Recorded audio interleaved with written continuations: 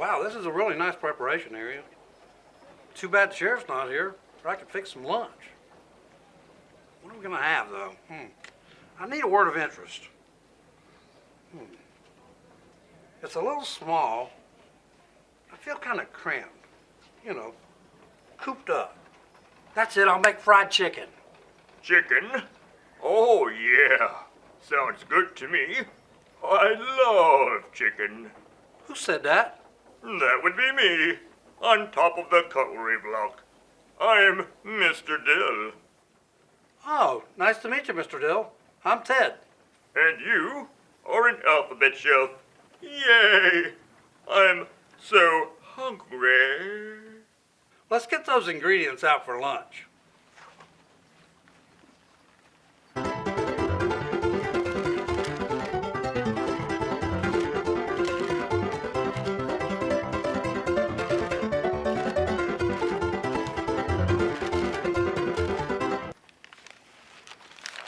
And finally, the chicken.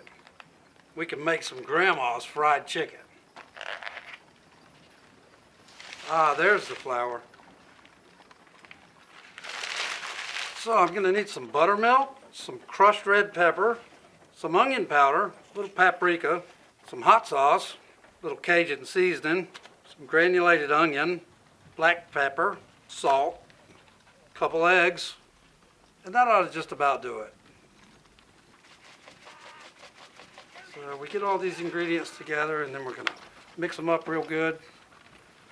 And we'll let our chicken set a few minutes in there while we need a fork. I wonder where I could find a fork anywhere around. Maybe I could use these. Let's give it a try. Well, I've been doing this so long, I don't really measure anything out. You just kind of put the ingredients in there and you get it right. So, we've got our chicken here. What we've got are some chicken strips. They're boneless, skinless breasts that have been cut into strips.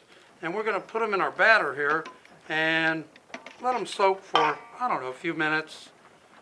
And while they're soaking in here, what we'll do is we'll get our oil good and hot and we will get started with frying up some good old grandmother's home-style fried chicken. Let's take our flour and we will also mix some of these seasonings right into the flour.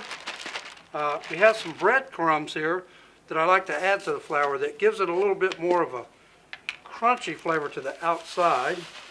So once again, I don't really measure anything. I've got maybe 2 cups of flour here and maybe a cup of breadcrumbs. Put in a little salt.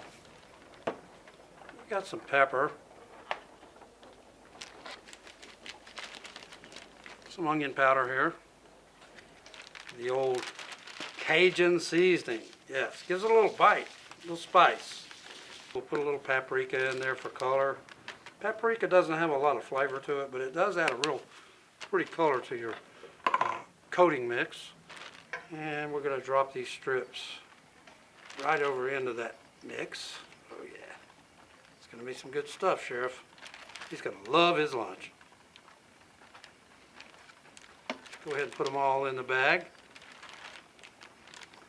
One thing about fried chicken, it's a messy deal, so you always need to have your rag where you can clean up any spills, because chicken is a salmonella carrier, which when it's raw can make you really sick. So you can see we've got a little bit of a mess here. Let me get one of our rags, wipe that out. Sure enough. Shake that up really good. I want to coat all sides of that chicken. Now, the trick. You want to take that chicken and you want to put it back into the mix after you've coated it the first time. And then we'll have our jalapeno peppers as our greens, and we'll have a full meal with chicken and peppers today. Shake it up really good again.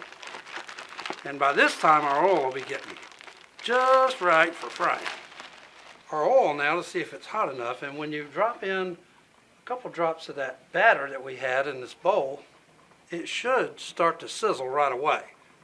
If it doesn't, you need to wait until you can check it again in a minute or two because you don't want to place that chicken into that hot oil until it's ready to start frying it. Because if you leave it in there before it's ready and hot enough, it will begin to soak up that oil. And you don't want to have soggy fried chicken. There's nothing worse than greasy, soggy fried chicken. So you got to have that temperature of that oil right at 350. I'm going to go ahead and take out my first strip, and then I'll kind of shake off any residue that's hanging onto that piece of chicken.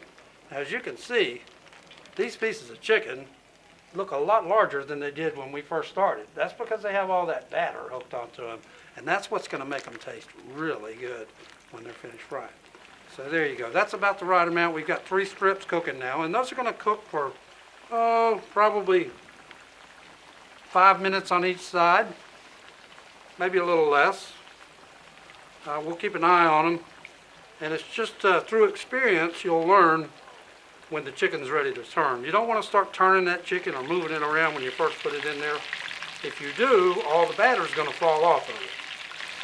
Sometimes we eat dill pickles with our fried chicken, but today we don't have any. Oh, wait a minute, we've got Mr. Dill. Where'd he go? Oh, well, anyway, we'll turn this piece now.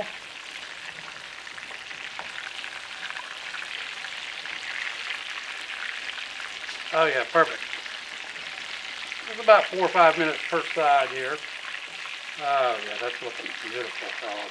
Well, this looks like it's just about done. I'll get a plate. Put that on right here. Sure hope the sheriff gets here soon. Or I guess I'll just have to leave some for the sheriff on the table here. Hope he likes it. Oh yeah, perfect. Just right.